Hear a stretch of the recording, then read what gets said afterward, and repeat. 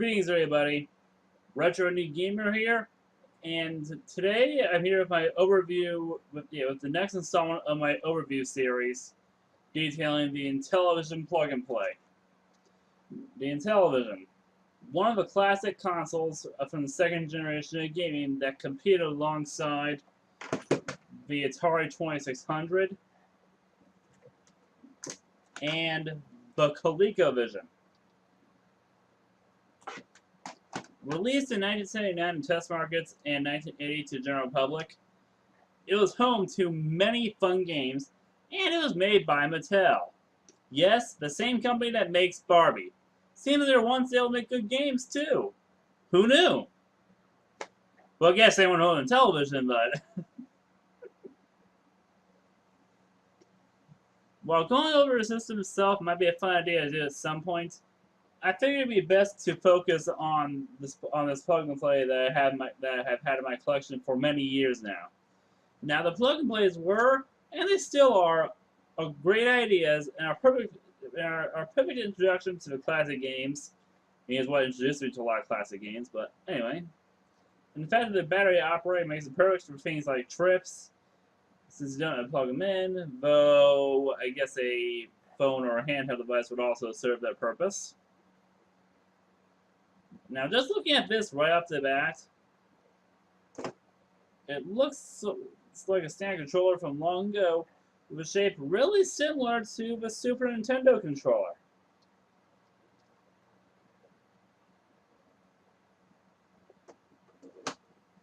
But that alone is just a massive improvement over the original keypad controller the actual system had.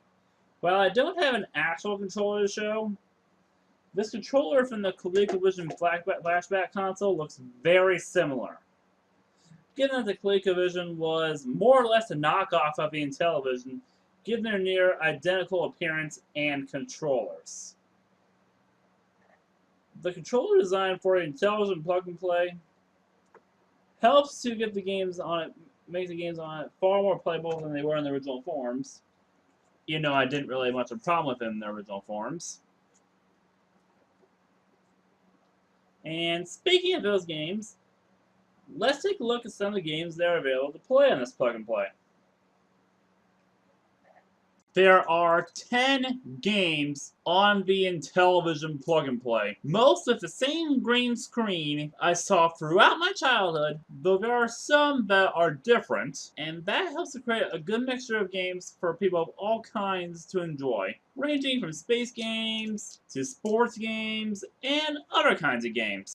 The game seen as soon as you boot up the plug and play is Astro Smash. A rather fun space shooter where you have to shoot at meteors before they hit you, many of them breaking apart, showing clear inspiration from asteroids. Which I can't blame them, asteroids is pretty awesome. Just watch out for the falling white objects, for if you hit the ground, you will die instantly. You get an extra life every 2,000 points or so, and then the color changes too. Those colors include light blue, white, a few shades of green, a few shades of pink, and yellow. All in all, a rather fun game, and one of the ones in this collection that I have played the most.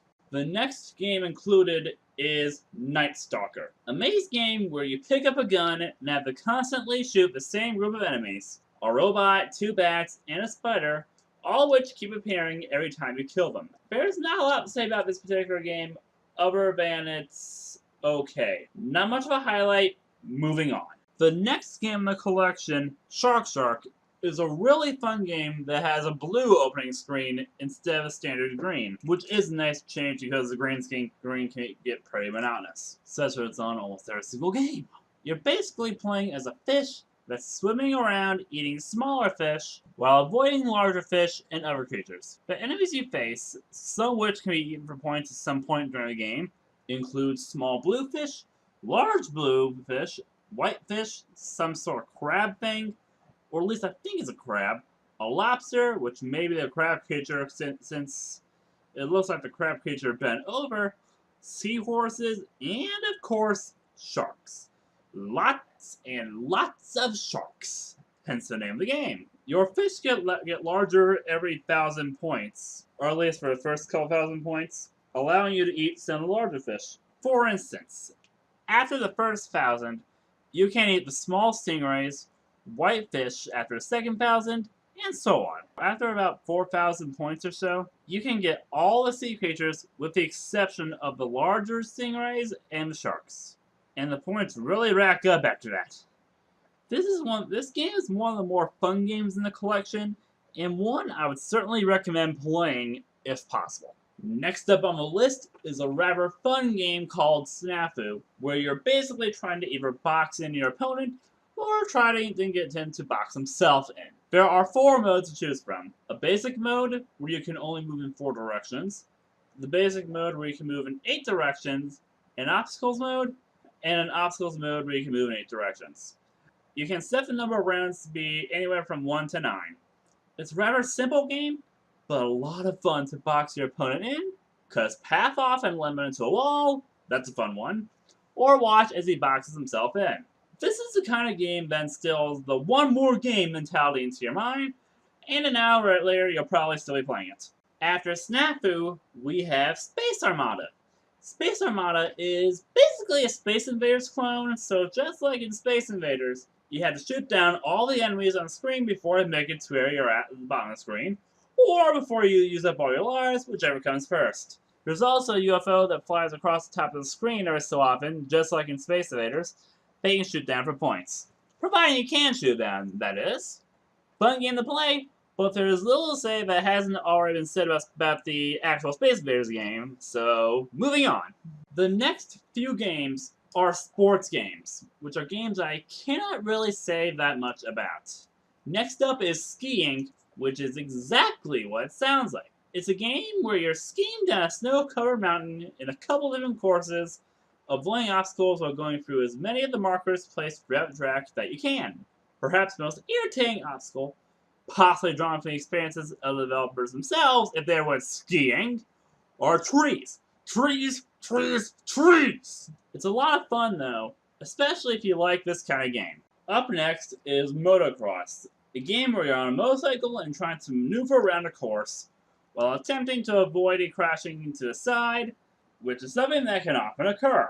I'm not sure if there is only one course or several, but I've only seen one, and it resets every time I make it to the end. There might be more, but if so, I haven't seen them. After motocross, we have baseball. There is very little to say beyond that. As you expected from a baseball game, especially one from the second generation of consoles, you can pitch, throw the ball between bases, hit, and run. Then we have football. One thing to note is that this is one of the few Intellivision games I know of that doesn't use the standard green opening screen that most of the games use. There are very few football video games that I actually enjoy, and this happens to be one of them. At the start of every play, you can use a D-pad or a disc if you're using an actual Intellivision to select the type of play you want to play, regardless if you're on offense or defense, and then you play. This game has all the basics from old football video games, including running, tackling, scoring, and game board running to your opponent's score area. What's that? That's not part of the game? Screw it, it's too much fun to do in that version. Last but not least, actually, it is close to least in this case, is Star Strike. I find this to be one of the most boring games on the whole collection, since there isn't really a whole lot to do or talk about. Right off the bat, it is clear that the game took a lot of inspiration from the famous trench run scene in the original Star Wars. You're trying to protect your planet and shoot down the blue enemies by pushing them down into a trench and shooting them, dropping bombs every time a certain sound is heard, and then an orange enemy appears on the screen. When you die, after only one hit or crashing into a trench, the orange ship shows up once more and flies to the planet, destroying both himself and the planet. Man, that must be one hell of a ship if it can do that. Anyway, I could never last more than a few rounds of this game because it gets monotonous really quickly. Well, that was the Intellivision Plug and Play. It has a good mixture of games that most people who get this will enjoy. If you want to play any of the games on here, and I do recommend that for certain games, mainly Astro Smash, SNAFU, and Space Armada, either try to find this or get the Intellivision Flashback console, which I believe has almost all games on there as well as a lot more. or in the Intellivision Live collection for, I believe, the PS2 and Xbox, if I'm not mistaken. If that's what if you want to get that thing. Now the flashlight consoles are great ideas as well, as I may cover some of them at one point. Well, outside of the ColecoVision one I currently have.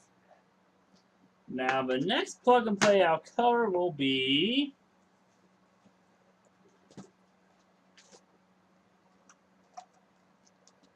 the Star Wars one. Covering this one should be a lot of fun. It really should. Now, if you like this video, feel free to like and subscribe, and until next time, everybody,